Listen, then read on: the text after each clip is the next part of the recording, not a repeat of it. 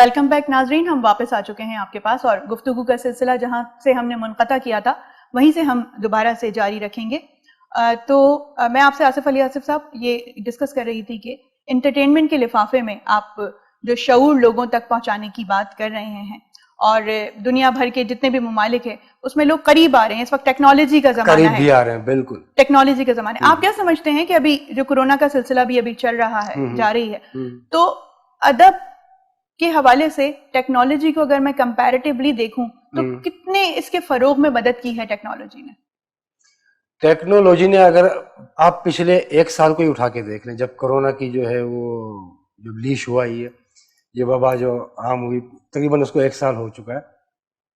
تو میں تجربہ بتاتا ہوں. حلقہ ارباب ذوق کراچی جس کے جنرل سیکریٹری اور میرے مینٹور بھی ہیں زیب اسکار حسین صاحب, ٹھیک ہے, انہوں نے جو ہے یہ پلان دیا کہ اب یہ کورونا جو آ گیا, ہماری جو ہفتہ وار ادبی نشستیں ہوا کرتی تھیں, ادبی اور تنقیدی اور تربیتی نشستیں, تو کیوں نہ اس کو آن لائن سہولیات ہیں جو ٹیچنگ وغیرہ میں آن لائن چل رہی, تو ہم جو ہے کیونکہ ایک طرح کا حلقہ ارباب ذوق جو ہے ایک تربیتی نشست ہوتی ہے, ایک طرح کی ٹیچنگ سیکھنے سکھانے کا عمل چلتا رہتا ہے, اس کو بھی آن لائن کیا جائے.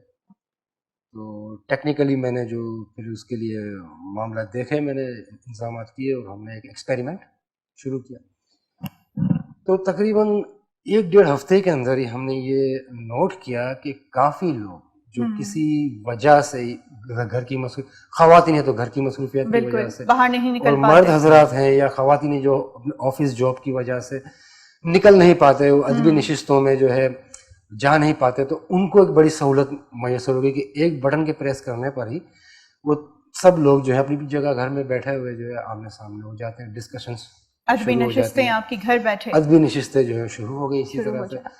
اب جو ہے ہم روزانہ کی بنیاد پر تقریباً 1 سال سے روزانہ کی بنیاد پہ ادبی نشستوں کا سلسلہ جو جاری رکھے ہوئے ہیں, اور وہاں مختلف لوگ دنیا بھر سے لوگ جو ہے وہ آتے ہیں ممالک سے, اردو ادب سے تعلق رکھنے والے جو لکھتے ہیں, اور ہمیں پتہ چلتا ہے کہ دنیا کے اندر کس کونے میں کون اردو ادیب ہیں, کیا کر رہے ہیں, کس طرح کا لکھ رہے ہیں. اب اس میں یہ بھی ہو رہا ہے کہ جیسے کہ ایک ملک کے اندر ہمارے کوئی اردو ادیب رہ رہے ہیں, تو اس ملک کی زبان کا جو لٹریچر ہے, چونکہ وہ جان چکے ہیں وہ زبان, وہ پڑھتے ہیں اور ٹرانسلیشن بھی ہو رہا ہے اس طرح سے. تو میں یہ دیکھ رہا ہوں کہ اردو ادب جو ہے یہ ٹیکنالوجیکل ایڈوانسمنٹ کی وجہ سے, اور پھر جو یہ کورونا آیا ہے تو اس کے اندر ٹیکنالوجی کی ضرورت اور بڑھ گئی ہے, اجاگر ہو گئی ہے, تو بڑی اسپیڈ تیز ہو گئی ہے, اور ہمیں اس سے فائدہ اٹھانا چاہیے.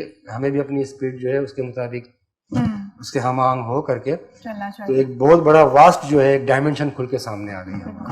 شفاعت صاحب, آپ مجھے بتائیے گا, جیسے کہ ابھی ٹیکنالوجی کی بات چل رہی تھی, آپ نوجوان نسل کو ریپرزینٹ کرتے ہیں اور کراچی یونیورسٹی سے آپ کا تعلق ہے, تو ایک دور تھا کہ جب صرف قلم اور صفحات کے ساتھ ہی کام کیا جاتا تھا, کسی چیز کی ریسرچ کرنی ہوتی تھی بڑا مشکل ہوتا تھا, اور باقاعدہ طور پر سفر طے کر کے آپ کو یہ محافل اٹینڈ کرنی پڑتی تھی. تو آپ تو اس دور کے شاعر ہیں, آپ مجھے بتائیے کہ اس دور میں آپ سمجھتے ہیں کہ آپ وہ مزہ یا وہ لطف لے پا رہے ہیں شاعری کا ٹیکنالوجی کے تھرو؟ دیکھیں, ٹیکنالوجی جو ہے وہ ہر اعتبار سے کمپلسری نہیں ہے. مطلب اگر ضروری نہیں ہے کہ آپ مثال کے طور پہ آن لائن اگر نشستیں ہو رہی ہیں تو فزیکل بھی تو نشستیں ہو رہی ہیں. تو یہ آپ کے پاس اس دور میں میں سمجھتا ہوں کہ ڈیول آپشن ہے آپ کے پاس کہ آپ دونوں کا لطف لیں, اور آن لائن کے ذریعے بھی. خاص طور پہ ابھی یہ کہ آسانیاں بہت زیادہ ہو گئی ہیں ٹیکنالوجی کی مدد سے. آن لائن اسائنمنٹ سبمیشن کر سکتے ہیں بچے, آن لائن PDF فارم میں پڑھ سکتے ہیں, ڈیجیٹل لائبریری ہے.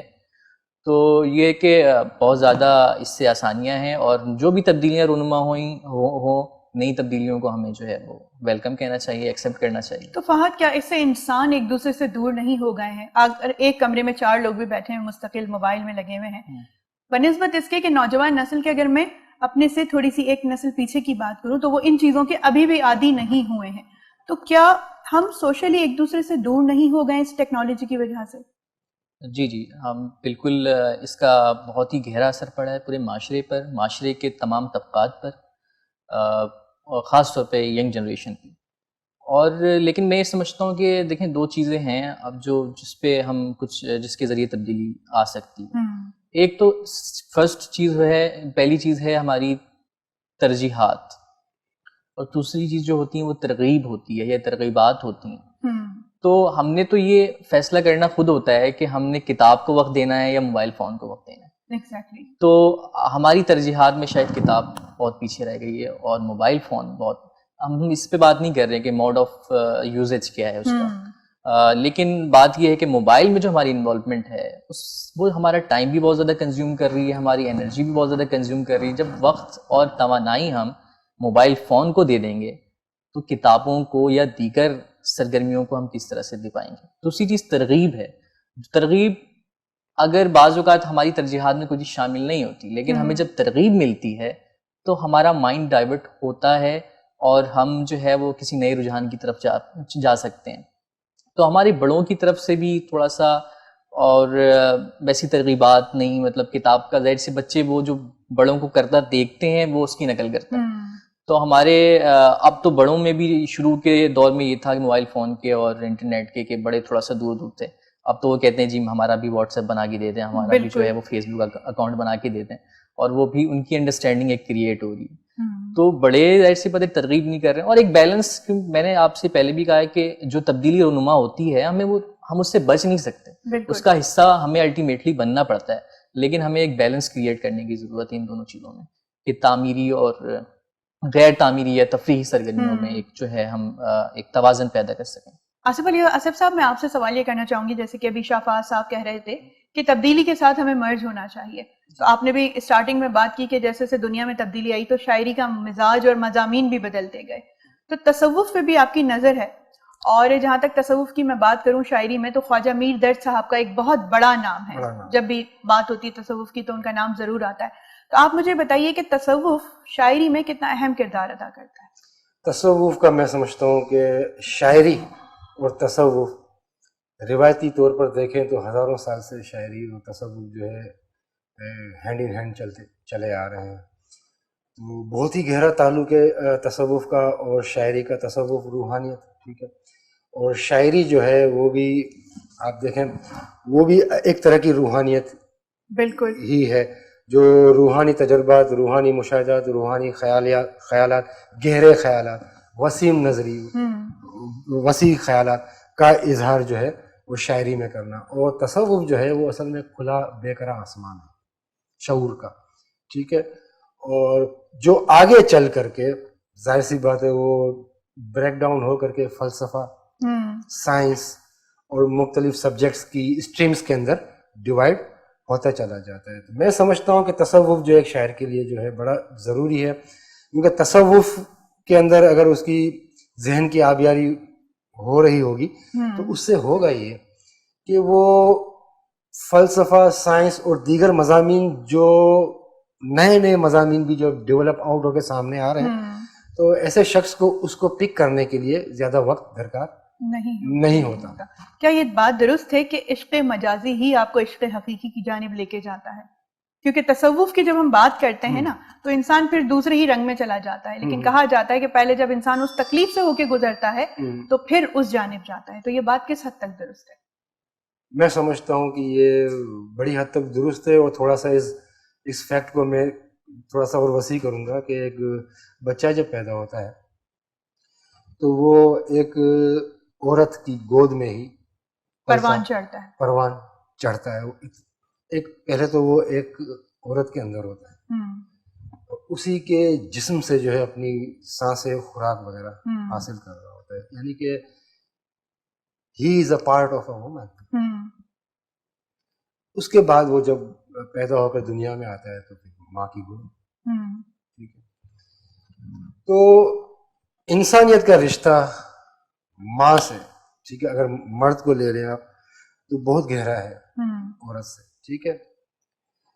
اتنا گہرا ہے کہ جب ایک بچہ جو ہوتا ہے وہ جب بلوغت تک پہنچتا ہے تو وہ جو ایک کمی، یعنی ایک ماں کی ممتا، ماں کی کوکھ، ماں کی گود، وہ اس کی لاشعور کے اندر وہ داخل ہو چکا ہے، ٹھیک ہے. یہاں تک کہ اب جب کہ وہ مرد کبھی خدا کا تصور بھی جب کرتا ہے تو اس کے اندر وہ اپنی ماں کی صفات دیکھتا ہے، ڈھونڈتا ہے، جو سایہ دے، ٹھیک ہے, جو تکلیفوں سے بچائے, جو مدد کرے, جو آواز دینے پر فوراً حاضر ہو جائے. تو میں سمجھتا ہوں کہ یہ جو صنف مخالف کی جو اٹریکشن ہے, یہ ایک جنرلی بات کروں گا میں, یہ آگے جا کر کے عشق مجازی کا روپ میں ڈھل جاتی ہے. صحیح ہے. ٹھیک ہے, تو اب ہوتا یہ ہے کہ جو عشق جو ایک ایبسٹریکٹ ایک کنسیپٹ ہے اور ایک رجحان ہے, وہ فوکسڈ ہو جاتا ہے عشق مجازی کی صورت میں. صحیح ہے. پھر یہ عشق مجازی جو ہے اس کے تجربات ہوتے ہیں, ٹھیک ہے, اور انسان کی عمر بھی بڑھتی چلی جاتی ہے, اور جب وہ چیزوں کو ٹوٹتا پھوٹتا ڈھلتا ہوا دیکھتا ہے تو اس کے شعور کے اندر یہ چیز آ جاتی ہے کہ کوئی بھی چیز اپنی جگہ سالم رہنے والی نہیں ہے. تو ایک شعور میں آ جاتا ہے کہ عشق مجازی جو تھا اس میں کریکس آنا شروع ہو جاتے ہیں, لیکن ان کریک سے جو ہے ایک نئی ڈیولپمنٹ نکلتی ہے, اور اس طرح سے وہ عشق حقیقی کے اندر جو ہے وہ اسپریڈ آؤٹ ہو جاتا ہے. کائنات کی صورت. ٹھیک ہے. شافع صاحب, کس شاعر سے آپ بے حد متاثر رہے ہیں کہ جس کی شاعری میں آپ کو ایک نیا رنگ نظر آتا ہے اور آپ کو اس کو پڑھنے کے بعد ایک الگ طریقے کی آپ دنیا میں پہنچ جاتے ہیں؟ مجھے بتائیے کہ کون آپ کے پسندیدہ شعراء رہے ہیں؟ دیکھیے, میرے پسندیدہ شاعر جو ہے وہ جان ایلیا ہیں. جان ایلیا صاحب. اور جان ایلیا پر میں نے اپنے ایم اے کا مقالہ بھی لکھا تھا. اچھا. اور انہوں نے کافی انسپائر کیا مجھے. میرے پسندیدہ شاعر, ان کی شاعری بے مثال, لاجواب, شخصیت اور شاعری دونوں. شخصیت بھی دیکھیں آپ اور شاعری بھی دیکھیں تو انفرادیت پسندی میں ڈوبی ہوئی ہے. اور ان کی جو ناآسودگی ہے وہ عام لوگوں کی ناآسودگی کی ترجمان ہے, اور میں سمجھتا ہوں ان کی جو شاعری ہے وہ انسانی زندگی کی بے معنویت سے جنم لیتی ہے. تو جیسے کہ وہ کہتے ہیں کہ زندگی بس رائے گانی ہی تو ہے, میں بہت خوش ہوں کہ تھے ہم رائے گا. دوسرا مصرع انہوں نے اس طرح سے بانا ہے آصف صاحب کہ میں بہت خوش ہوں کہ تھے ہم رائے گا. اچھا. ہاں, تو ایک بے معنویت بہت زیادہ ملتی ہے اور قنوتیت بھی ہے ان کی شاعری میں, جان ایلیا کی شاعری میں.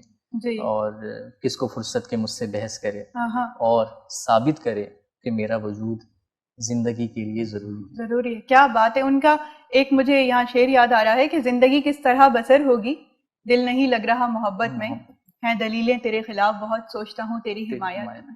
تو کیا بات ہے ان کی. اچھا, ان کی شاعری میں خصوصی طور پہ ایک زندگی کی ایک یکسانیت اس طرح سے نظر آتی ہے کہ شاید وہ ایک حد تک زندگی سے تھوڑے نا امید, لوگوں کے رویوں سے تھوڑے نا امید, ایک جھنجھلاہٹ بہت زیادہ نظر آتی ہے.